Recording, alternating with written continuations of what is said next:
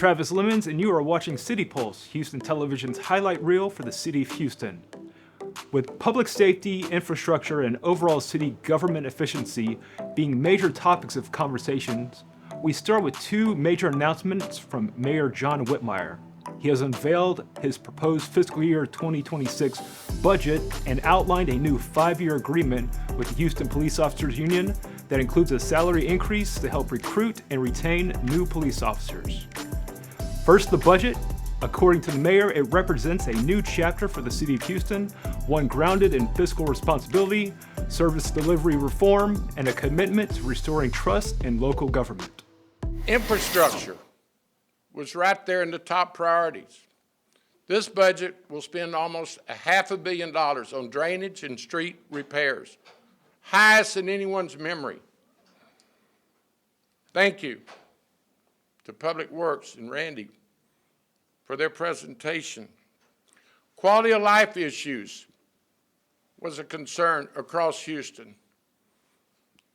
Illegal dumping, garbage pickup.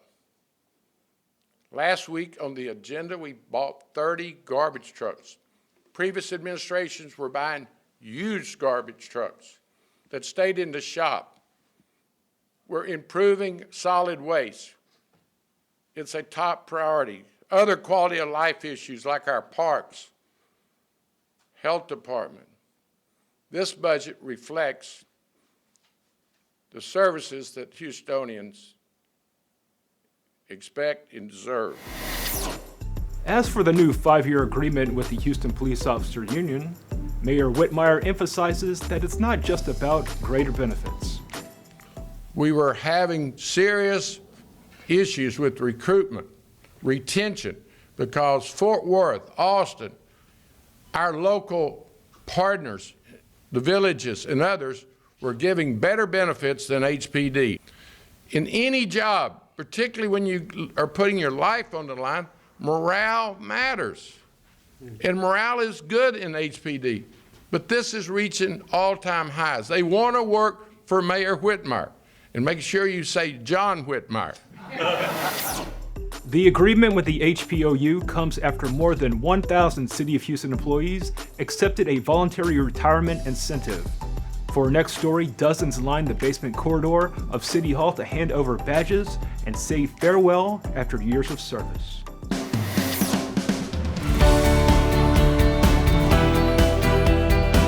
Feel pretty good. And it's nice to see so many people feeling the same way and making a good decision. I can't shake every 1,059 retirees' hand, but they know how I feel. I've been a public servant my entire adult life. I respect public service. I've done everything I can to improve the lives of our city employees. I think I'm going to miss my coworkers. I had a really good team. My team, I'm going to miss them the most. The people I got a chance to work with, got a chance to learn a lot from a lot of people. 21 years in my head that I need to kind of let go. First, I'll take a few weeks to just get used to being retired. First, I'm going to adjust to the fact that I don't have to get up and fight traffic in the mornings. Then after that, I'm going to be on the road. I'm planning on taking a little time off, decompress from the city. I'm going to take a little break, and then I'll probably be looking for another job. To enjoy life. I don't have to do anything anymore. It's always the people that make your job the best, so that's what I'll miss the most. As you can see, a lot of these people are ready to retire. They're very upbeat, they're appreciative, and it really helps me be a better mayor to see the results of some of our hard work. Did you know one of the best ways to prevent deadly wildfires is to start a controlled fire? The Houston Parks and Recreation Department recently conducted a prescribed burn at Sylvan Rodriguez Park to clear dried prairie habitat so new growth could occur. Travis and Danny for Burn Team 2. Today we are conducting a prescribed fire at Sylvan Rodriguez Park in our prairie restoration area. This is going to be the main one burned, so that this is going to be the fire break for when they burn this side. Maybe actually a pond. We try to prevent wildfires, and prescribed fire is a way to do that by managing the existing fuel. Wildfires can really get burned pretty bad in those cases. We'll pick our torches up and then bounce out until we can get any spots that get outside. Give us a good burn edge on the north side. We'll have you start right here. Getting really good burn so far. The fire that's going right now will just keep creeping slowly back into the unit. Okay. Team 2 is on the other side, around concrete. Winds are holding steady at about 6 miles per hour. Without fire, a lot of the prairie habitat within the Houston area has kind of disappeared because it's become overgrown by trees and turned into forest. So Sylvan Rodriguez was a historic prairie habitat, and once we start fire in the prairie, it kills those woody species. Do you think it's going to catch through right there with all that green? No. Grasses have really deep roots, and they love fire. So even if you take off the top part of a grass with fire or mowing, they just come back even stronger.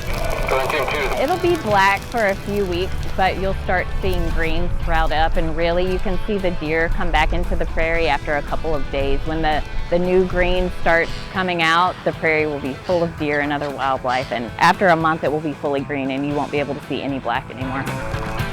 Natural Resources is involved in every aspect of the prairie restoration, from hand collecting the seeds, planting the plants, mowing the prairie, burning the prairie.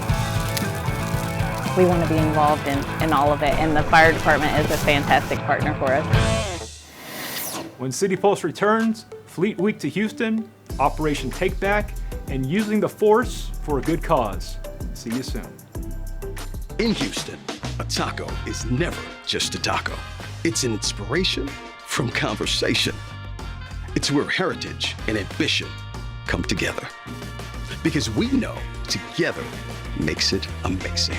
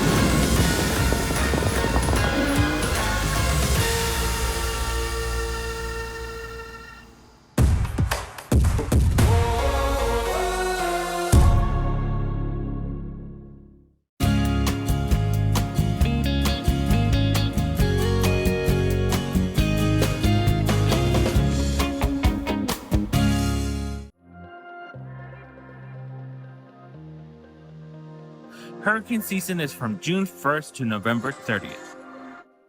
Houston Public Works Floodplain Management Office wants to make sure you are prepared.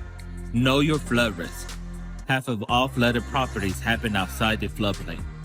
Visit FEMA's Flood Map Service Center to know your flood risk.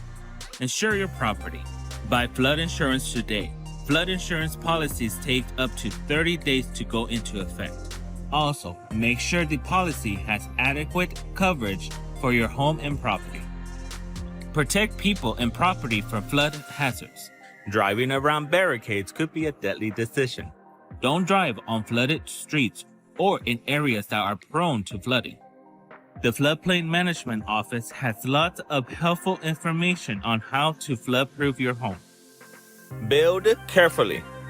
If you're building in the floodplain, find out what permits are required at HoustonPermittingCenter.org. Be aware of special repair and improvement rules for homes in the floodplain. For more floodplain tips, visit our website or give us a call.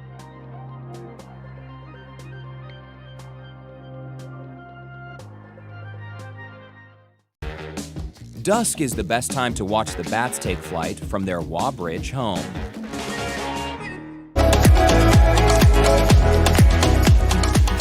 In case you missed it, Fleet Week is coming to Houston this November.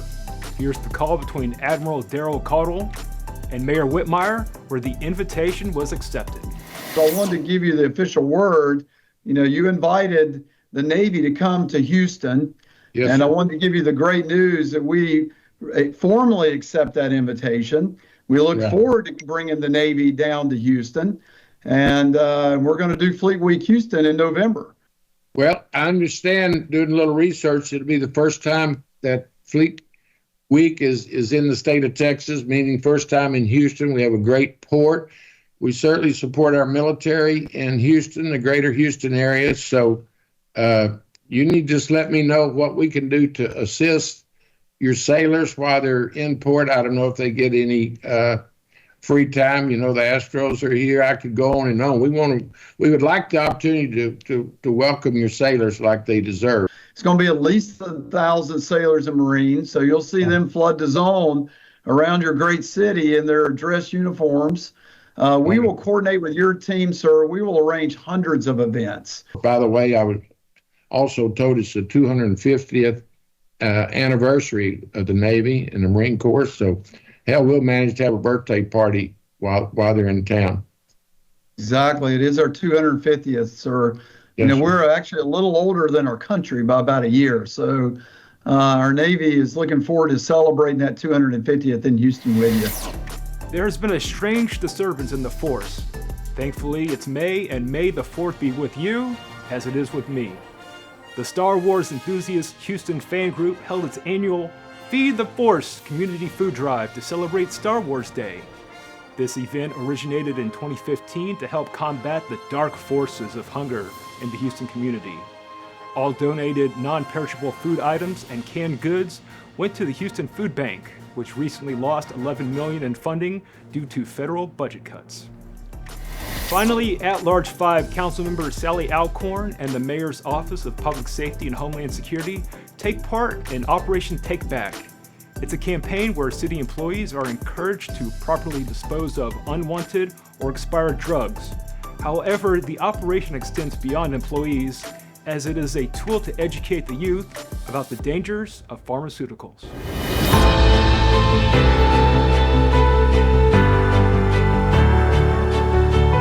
Today we're kicking off our National Prescription Drug Take Back with our partners from Houston City Hall. We're going to have a special deal for city employees. All 21,000 city employees can bring back their unwanted, unused, expired drugs right here to the City Hall Rotunda. Today, the DEA, in conjunction with the Mayor's Office, is doing a preview to the Drug Take Back Day, and the Willard Foundation is here with HCC students administering and distributing naloxone if needed. Programs like this will benefit our community by creating safer environments and educating our youth to understand the risks and the impact of these substances that are flooding our streets right now. It's important that we get these medications off the street. The faster we can do that, the less chance of abuse and or diversion of those pharmaceuticals. I'm very passionate about this cause because one of my friends had passed away in 2017 to synthetic fentanyl.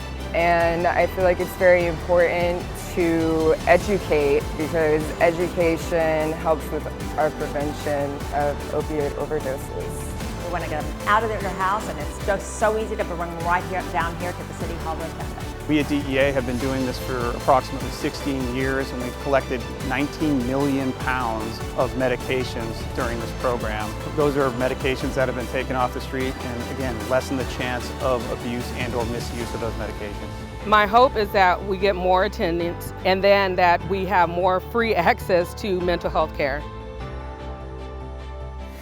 Okay, that's going to do it for City Pulse. For HTV Houston Television, Houston Parks and Recreation, and the City of Houston, this is Travis Leamons. Until next time, please remember that we can always do better, and kindness is free.